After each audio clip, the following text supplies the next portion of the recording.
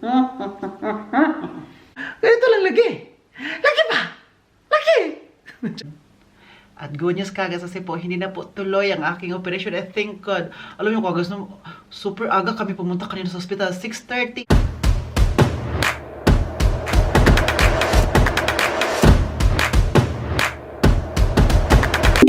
Hello guys! Welcome back to another vlog. Yan sa may Oliver Kagas Gimmicker. Uy! Saan diba?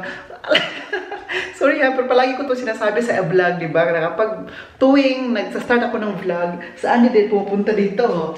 Dito ako sa bathroom ngayon ha, pero sa Andy, pumunta siya dito. Doon siya dito sa room ko ka guys. Nag-ano siya dito, nakahiga. Tapos, nag-ano siya doon, natulog na siya doon sa sizzle or sa sofa niya. Tapos kaya nag-vlog ako dito sa bathroom, pumunta din siya dito, oh. Nag-ano siya, tingnan niyo, diba? Ano din siya dito sa bathroom. Ay, ka-bright yun mo, oy. Gusto niya talaga kagais, no? Ayaw niya kagais ba na hindi siya makasama sa pag-intro. Gusto niya nakasama siya. Oy! Birigo, dyan kayo ka ba? Maglagot ko niyo mo. Wait lang. Oy, bright man siya. Bakit ang talino mo? Punta ka na doon ka kasi mag-vlog man ako dito. Gusto mo rin mag-vlog? Mag-hi ka sa guys, mag-hi ka. Say hi ka guys. My name is Andy.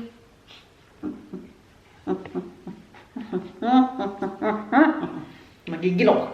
As in, magigil ako kay Andy kapag mag-start ako magigil sa kanya, no? Sige na. Ganyan ba din po ba kay Kaga sa mga aso nyo? Hinalik-halikan nyo? Baka sa hinalik-halikan ko siya.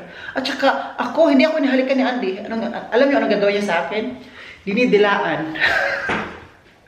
Grabe si Andy po Kaga. Magdadila na siya. So anyway, dito kayo ha kasi po, yung mga halaman na yan, kita nyo, lagyan natin siya ng kate ng tubig.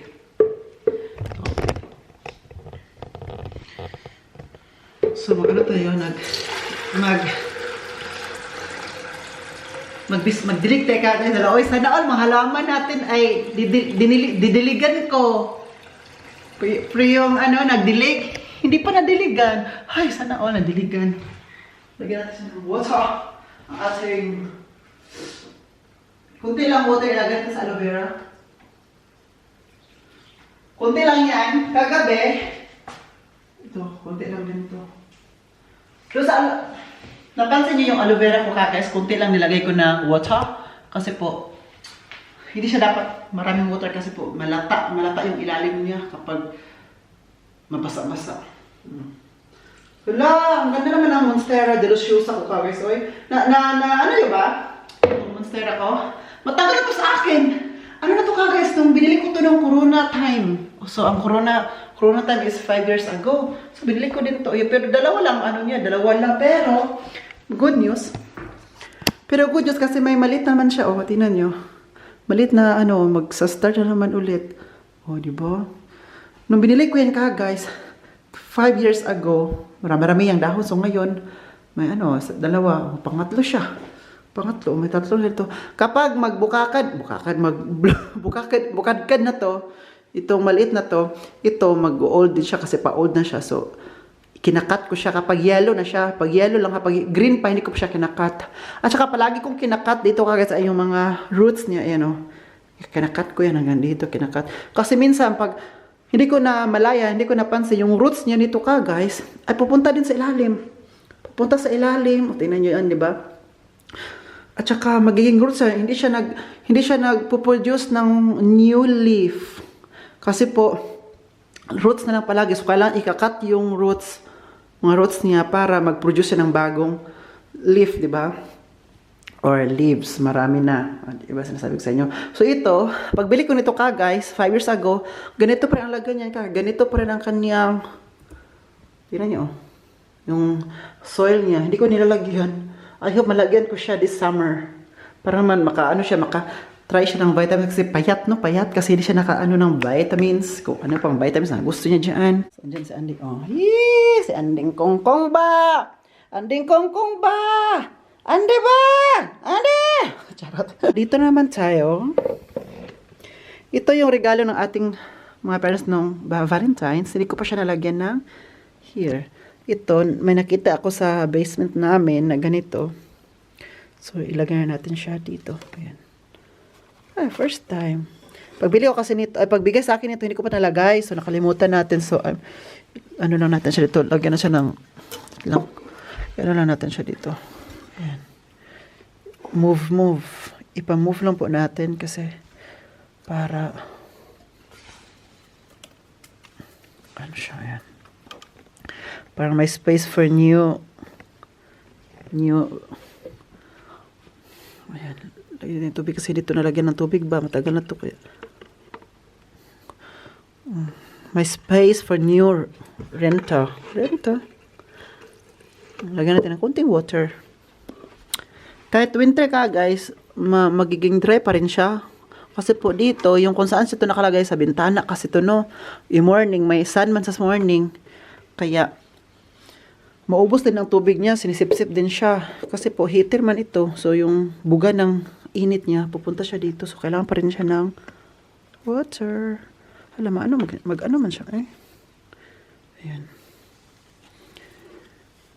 Ayan, okay na siguro to. Diba?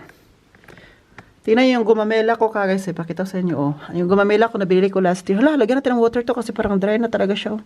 Tingnan niyo, may bago naman siyang bagong mga leaves, ayan oh.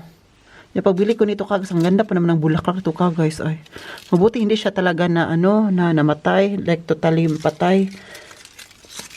Mabuti lang talaga. So, nakuha lang yung mga ito yung mga dahon niya na old dahon nung pagbili ko. Ito yung mga ano niya, tos nalagas na siya. So, nag-produce siya ng bago. Tingnan niyo, malilit-lit, diba? So, excited ako dito kasi kung saan to dito guys ay may araw dito, masinagan siya ng araw. I'm thankful for that. So, lagyan natin ng kunting tubig namin ulit para magbulaklak talaga siya. It's excited ako kasi ang laki pa ng bulaklak nito. Gumamila na to eh. Grabe, super lucky. Hi guys, andito po tayo ngayon sa common room or chimney room. Charot. Dito po namin nilagay, pinapaupo po ang aming mga bisita kapag meron kami bisita para hindi sila didiretso sa kung saan sila pupunta. Para meron silang tambayan muna, kung may anak sila dito muna, inom-inom dito, para preparing kami ng pagkain. At least dito rin kumakain minsan. So ngayon po, natambakan siya ngayon ng mga, kung ano bang nilagay-lagay namin dyan. Kapag galing kami sa labas ng bahay, uy, ano ito si Andy? Kapag galing kami sa labas ng bahay kami ng bahay guys, ang unang naming makikita, ito talaga kasi, ito man ang namin, at itong room na to, yung diretso sa aking room. Ayan, room dito, diyan ang aking room, ayan, diba? Nakaano siya. So, kailangan siyang linisan ngayon. So, kunin natin nakalagay dyan. Yan yung kurtina natin. Oh, kailangan natin ilagay nga. Kasi kung hindi natin magamit yan, ipamine ko na lang yan. Ay, baka gusto mo to Harvey. Itong kurtina namin yung yung ina-advertise ko last year. Kasi 4 kasi yan guys. Yung 2, nakahang yan dun sa kwarto ko. Nagamit ko na. Meron pa siyang 2. So, di ko alam kung saan ko siya ilagay. Kasi kung walang magmamay niyan dito, ay, ang ending niyan, balikbayan. Ilagay natin sa balikbayan bikes, no. Pero ang haba naman kasi yan, yung ceiling namin doon sa mga bahay namin, yung mga window namin doon, ano naman doon, parang ganito lang siya kahaba. Oo, ganito lang lagi. Lagi pa! Lagi! So parang hindi siya worth it. Hindi kung idala naman ko siya doon, kailangan siyang i-cut. And sayang. So, ito, ipakita ko sa inyo, ha? 2 to. So, yung isa andun, oh. So, here is it. So, here it goes. Pero sabi ni Dad silent over, kasi doon sa closet ko, merong window doon, diba? So, sabi niya, yung isa daw nito, kasi may 2 pa na ubrish, or, parang mayroon pang sobra, 2. So, sabi niya, yung ito, ilagay na doon sa window. So, may isa pa. Kasi kasya lamang isa doon. Hindi ko alam kung saan yung ilagay. Ganito siya kagayos. Pang talaga siya, pang high ceiling ba sa mga Diba nakita yung kortina ko doon sa sa kwarto ko. Ganito siya. Oh.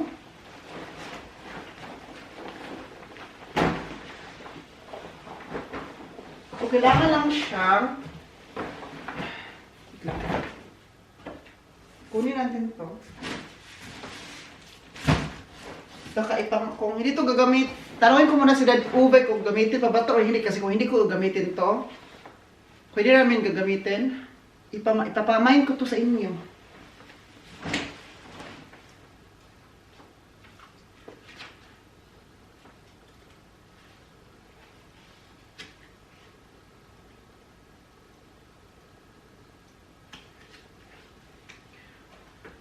Ito, so kunin natin to. Ay, pala, Dad Egbert, dito.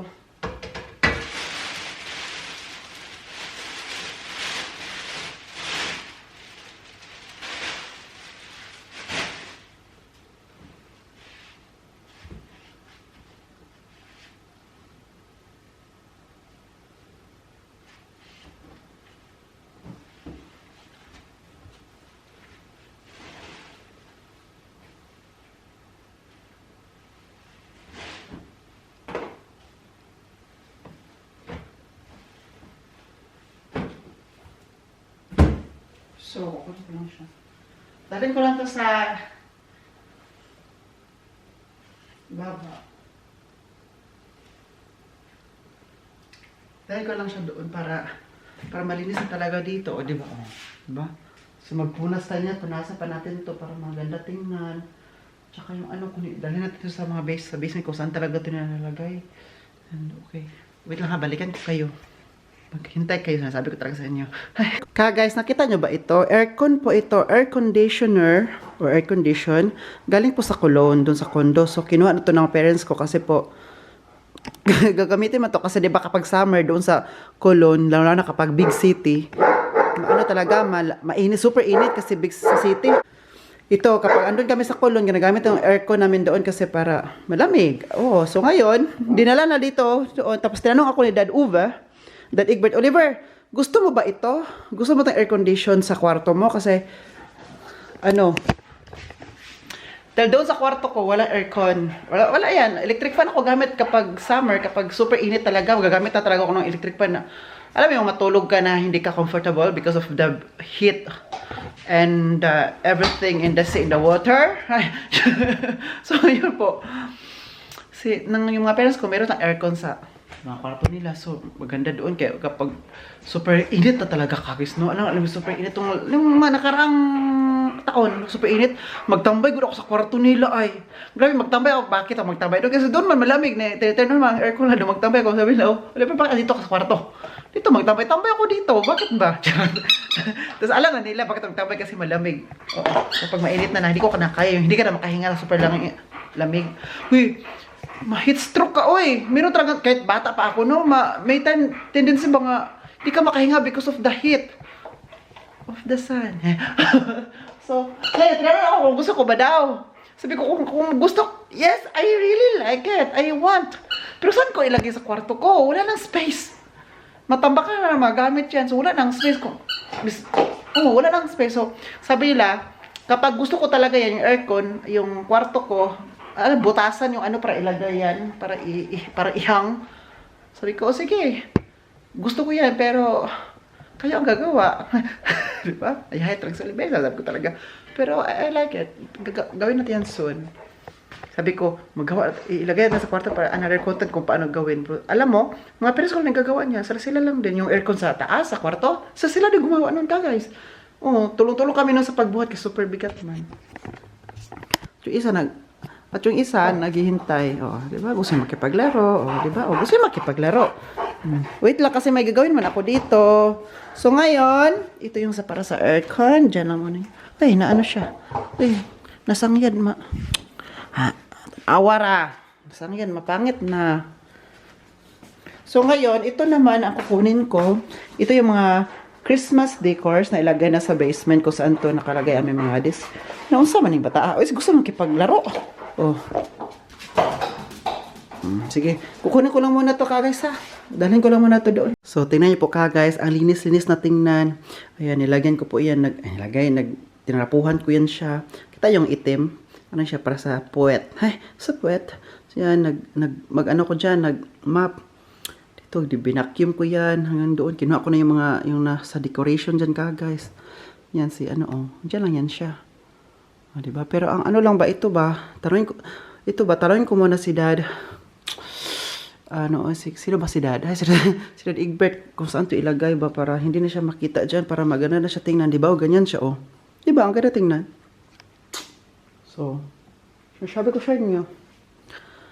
At dito, nilisan ko din ang toilet for the guests. Meron kaming, powder room. Yeah, may powder room.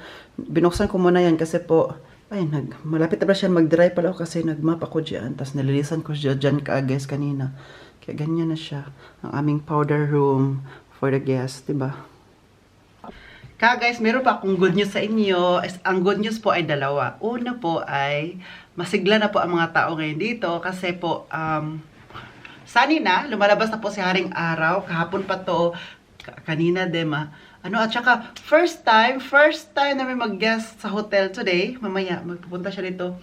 Na merong, yung first time of the year, this year po na, nagbabicycle. Kasi normally, pag magbabiking dito ay spring, marami na magbabiking. At saka, lalo na kapag summer, marami kaming guest niya na grupo-grupo yan sila kagas na mag-bicycle talaga yan sila kagas. So ngayon, first namin na may guest na nasabi niya, biking daw siya, bicycle. O sige, dalhin mo dito. Kaya po, maganda ngayon kasi, masigla na mga tao.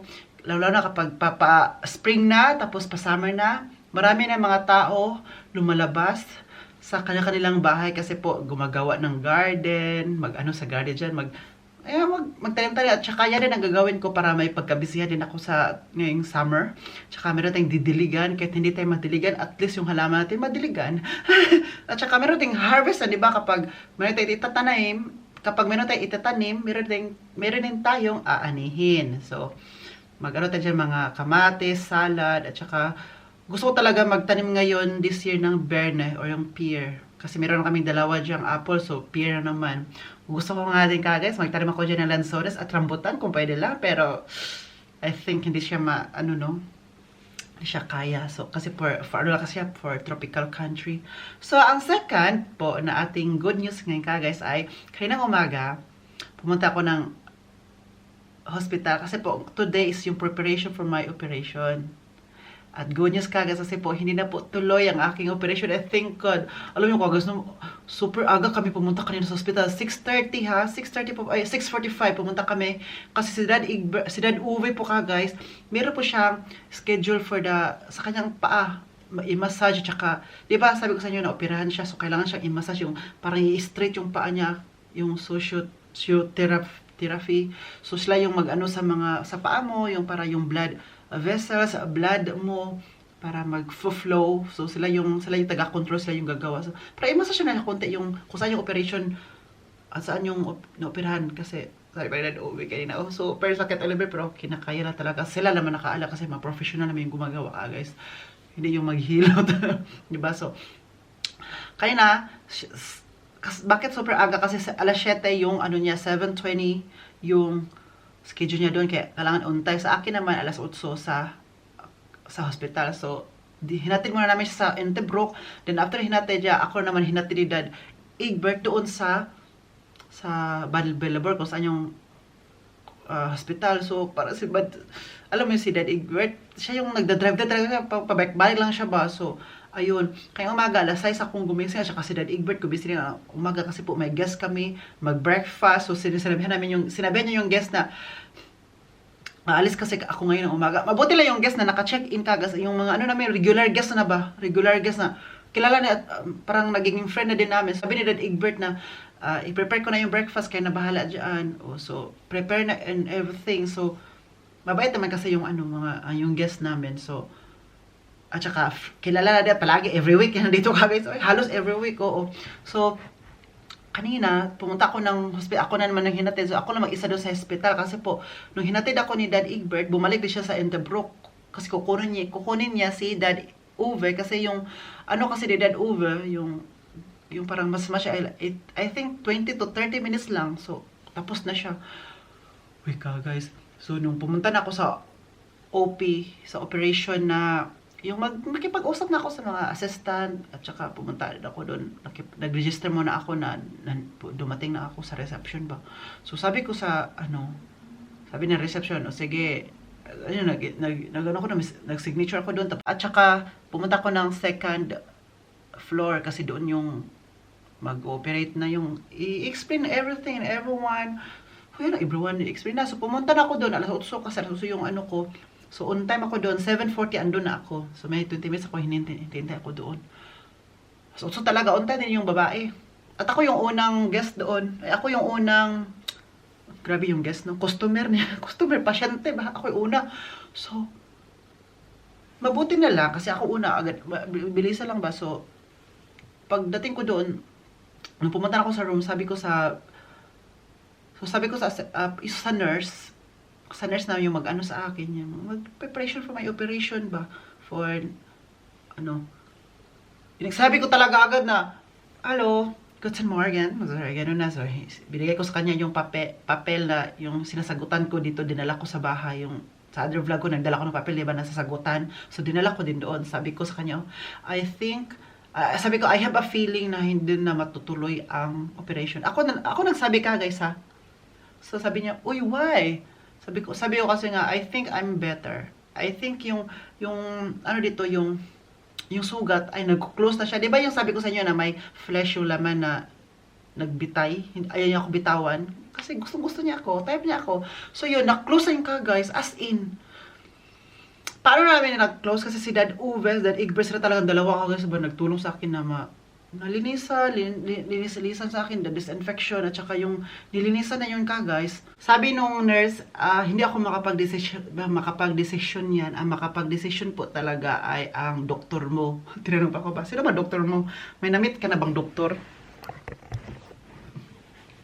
Tapos natatawa pa ako guys kasi yung doktor ko, hindi ko kilala. Kasi yung apelyido niya, hirap banggitin, hindi pang German.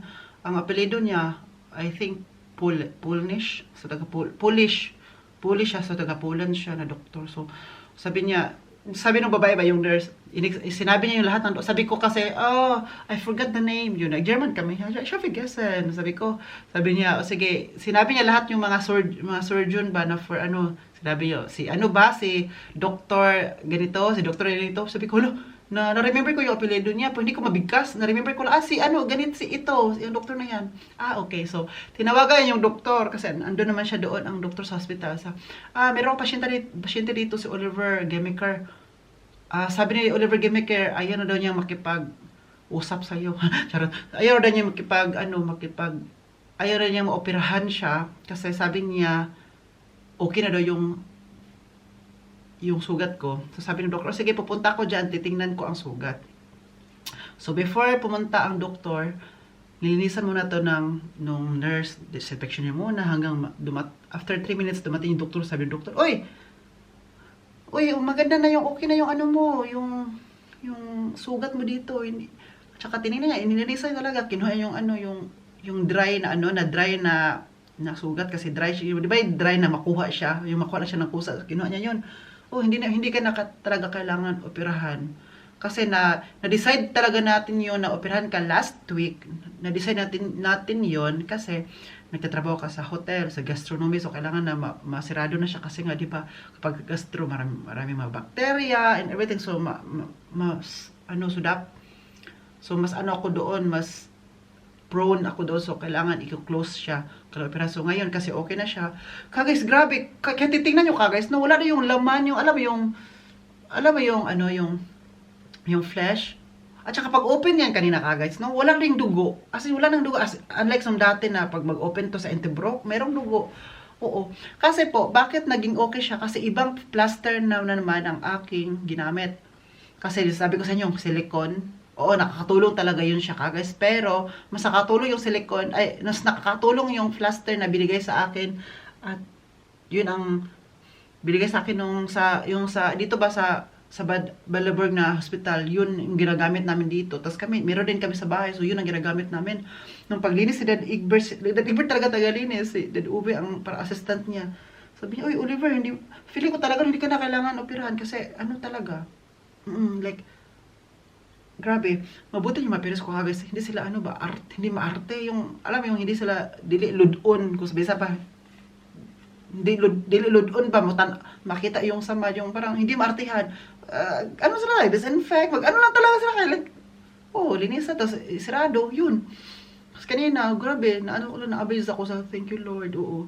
Kasi hindi na kasi, ayun, sabi ko sa kanina na hindi na silicone ang ginagamit namin, yung plaster na talaga, like, itong plaster na ito, yung palagi namin ginagamit, so big help talaga siya guys. Pero, kagabi talaga, grabe yung ano niya, yung super kate na makate, gusto ko sang, iganon ko talaga, para siya, gusto ko niya, scratch talaga, oh.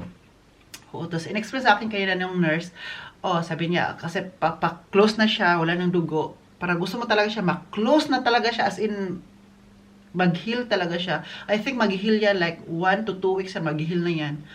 Kapag ang gagamitin mo na plaster ito, yung pang, sabi niya, douche plaster, yung para pang shower ba. Kapag mabasa siya, okay lang siya mabasa. Sabi niya, kapag maligo ka, okay na. Napansin nyo dati yung maligo ako, lagay ko ng folie, yung balutan ko siya. Ngayon, hindi na. Okay na ganito. Tapos, kapag mabasa siya, kukunin ko siya. Tapos, ida-dry. Sabi niya, okay lang yung sugat mo kapag mabasa yan, okay na. Unlike dati, di ba, na dapat hindi mabasa, ganun ito. So, sabi niya ngayon, pag mabasa yan, okay lang. Pero, kailangan ida-dry mo agad-agad, tapos lagyan ng disinfection, tapos plaster, kasi mag-okay siya. Tapos, second, meron siyang second na sinabi sa akin yung para sa, yung sa piklat, sa uwat. Sabi niya, maganda gamitin mo yung Nabin plaster.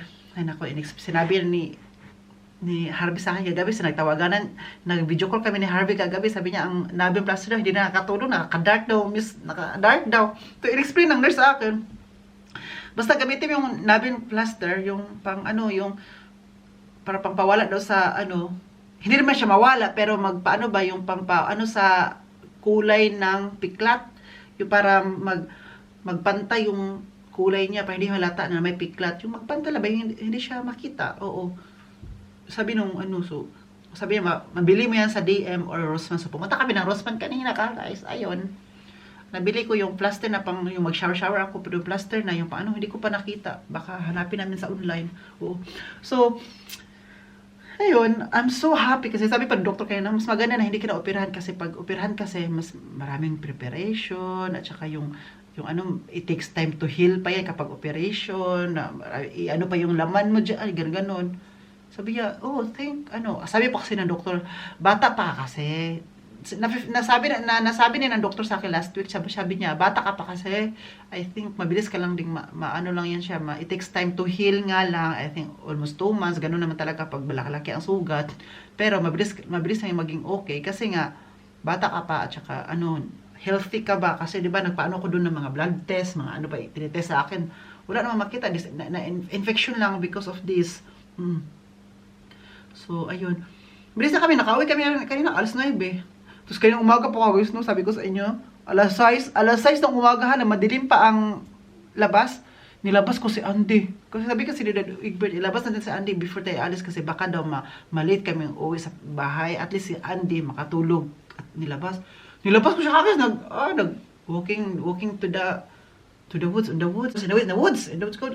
Grabe ka guys, ayun lang, share ko lang guys.